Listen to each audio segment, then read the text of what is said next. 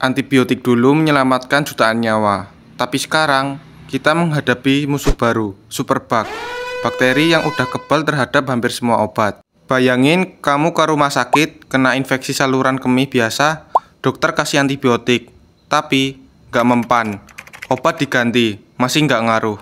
Itu artinya kamu berhadapan dengan bakteri yang tahan terhadap hampir semua antibiotik yang kita punya. Di tahun 2024, WHO bilang, superbug adalah ancaman kesehatan global.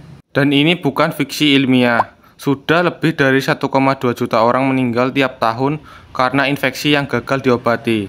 Angka ini bisa naik jadi 10 juta per tahun di 2050. Tapi kenapa ini bisa terjadi? Superbug itu bukan muncul tiba-tiba. Kita sendiri yang bantu mereka berkembang. Gimana caranya?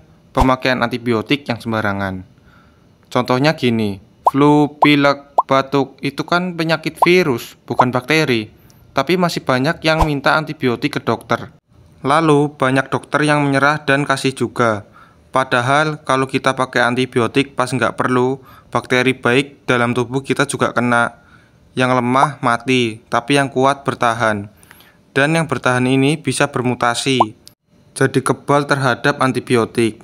Lalu mereka berkembang biak, satu jadi dua, dua jadi ribuan. Akhirnya lahirlah generasi bakteri super.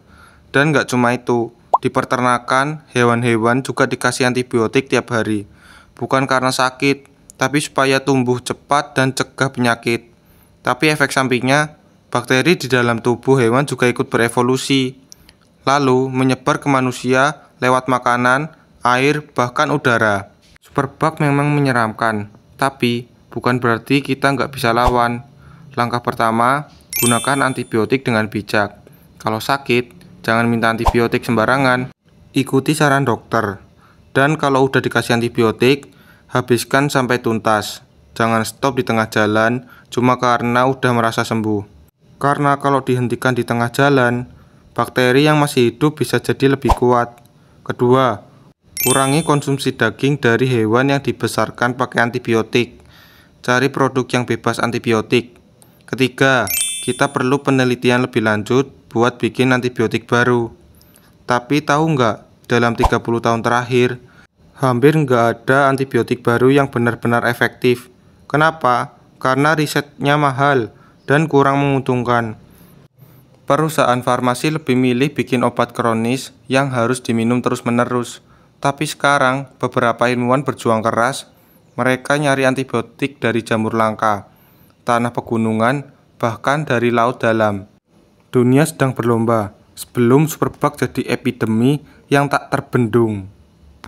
Oke guys, sampai di sini dulu ya. Sampai jumpa di video selanjutnya.